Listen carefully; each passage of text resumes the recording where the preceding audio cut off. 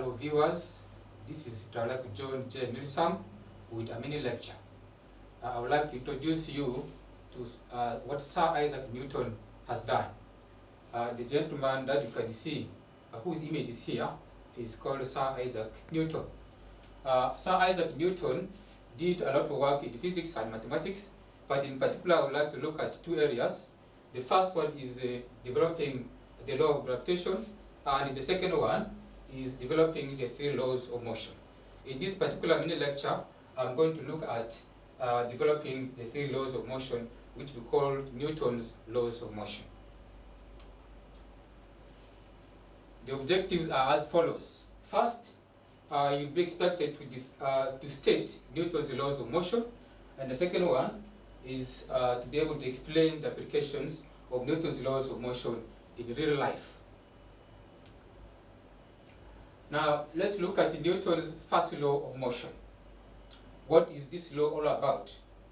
Let's first observe this video for a short while. Before the car begins to move, the car was parked. Both the car and the driver were at rest. If no force acts on the car, that means the car will remain at rest and the driver will also remain at rest. Now, as soon as a force is applied on the car moves towards an obstacle and meets a barrier. The car stops instantly, but the driver continues to move forward. Why does this happen? Now we have simple questions here. What happens if no net force acts on it? The answer is very simple. The car will remain at rest and the driver will also remain at rest. Second question. What happens when the car moves at a constant speed and hits the barrier? I've given you a message about it. I said that the car stops instantly, but the driver continues to move forward. What is the reason? The reason is given here, that the driver has a tendency to continue moving because it was in motion. That means the driver has a tendency to preserve its state of motion. This is what we call inertia. Inertia is the tendency of a body to continue moving when in motion, and tendency to resist motion when it is at rest. Now, there's a simple question here. Suggest how a driver can be prevented from being ejected out of the car. You have seen that in vehicles, that when a vehicle suddenly stops, all the passengers jerk forward. There is a risk of somebody being moved through the windscreen if there's no seat belt. Therefore, to prevent the driver from being ejected out of the vehicle, he has to wear a seat belt.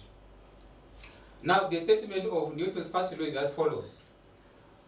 Hence, an object at rest stays at rest, and an object in motion stays in motion. That is Newton's first law of motion.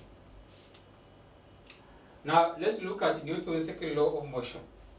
To understand Newton's second law of motion, let us consider two forces acting on the same object. This object is a lorry. Now, the results will show that the bigger force will give a bigger acceleration than the smaller force. That means acceleration of the body depends on the amount of force, the magnitude of the force acting on the body.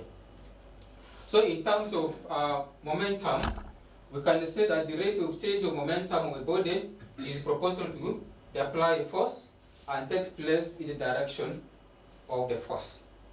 So momentum is a product of mass and velocity.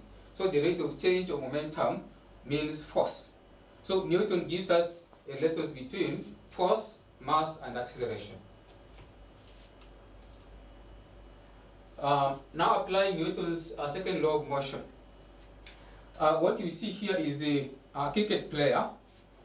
When the ball is approaching the cricket player, the player has to stretch his hands towards the ball and it brings it to rest in a longer period of time. If the player receives the ball when it is still very far, there will be a greater force acting on the hands of the cricketer. So the idea of creating a longer time to bring the ball to rest is to reduce the force acting on the hands, so that the force acting on the hands will not cause injury. Hence, Newton's second law of motion can be used to explain how a cricketer safely catches a ball. This can also be applied when a goalkeeper is receiving a ball which is moving very fast. Now this is Newton's third law of motion.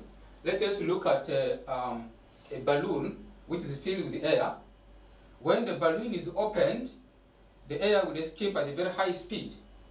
And because of the high speed, though it has small mass, it will have a greater momentum. So the product of mass of the air and its speed will give us momentum. So the change of momentum with time will give us a force. That force is what we call the action force. Then in the opposite sense, there will be a reaction force acting on the balloon. That means when the air is moving that side, the balloon will move in the reverse direction. That's because of Newton's third law of motion. Now in the second image here, the balloon size has reduced because more air has gone out. Now the green line here, which is shorter than the other one, shows that the force is now less than the previous one. Now, according to Newton's third law of motion, to every action there is an equal and opposite reaction. Let us see how Newton's third law can be applied in walking. Now, in that image, the right foot is in contact with the ground, and the foot is exerting a downward force, which we call the axial force. Then, in turn, the ground will apply an opposing force on the foot, and this opposing force is the one which lifts the foot upwards, and because of that, the person will be able to walk. In conclusion, there are some activities here for you.